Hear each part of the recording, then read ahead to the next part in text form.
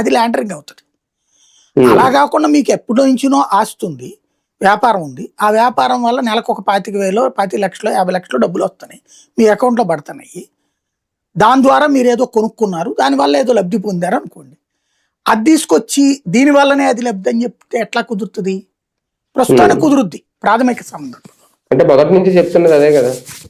తర్వాత విచారణ దగ్గర అక్కడే కదా వీళ్ళు ఎందుకని జగన్ ఏం చేయలేకపోతున్నారు. ఇప్పుడు డిస్టిలరీల దగ్గర నుంచి తీసుకున్న లంచాలు కొంతవరకు ఎన్నికలకు ముందు ఖర్చు పెట్టేశారు, కొంతవరకు బంగారం కొనేశారు, కొంతవరకు వేరే వ్యాపారాల మీద పెట్టేశారు. దానికి అంతటికి మూల కారణం ఈ నెట్వర్క్ అంతా ఈ అవినాష్ రెడ్డి నిర్వహించాడు అనేది. అప్పుడు ఇంక క్యాష్ ఎలా చూపిస్తారు? అదే అనేది మొన్నటిదాకా రాజకేశ్ రెడ్డి చేశాడు, అంతకుముందు చెవిరెడ్డి చేశాడు, 11 కోట్లు ఎంతో దొరికినాయి. అది కూడా 11 కోట్లు కూడా తర్వాత ఏమైంది, అందరు ఎదురుగుండా కళ్ళ ఎదురుగుండానే కనబడింది కదా. ఎందుకు కలిపేశారు 11 కోట్లు ఇతని అయితే? రాజకేశ్ రెడ్డి అయితే రాజకేశ్ రెడ్డి ఏమని పిటిషన్ వేశాడు ఆ రోజున?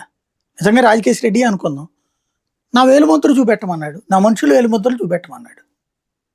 మరి ఎందుకు తీసుకెళ్ళి కలిపిచ్చేశారు అర్ధరాత్రి పూట బ్యాంకును తెరిపించి? మరి దాన్ని అక్కడే అర్థమైపోతుంది కదా ఇంటెన్షన్. ఇక్కడ సమస్య ఎక్కడంటే డబ్బులు అందులో ఉంటే గనక సీజ్ చేయడంలో తప్పు లేదు. ఇక్కడ సమస్యల్లా ఒకటే, డబ్బులు పనిచేసుకుని ఉంటారు, లేకపోతే ఇంకో చోట ఉండి ఉంటాయి, అది పసిగట్టలేకపోతున్నారు వీళ్ళు.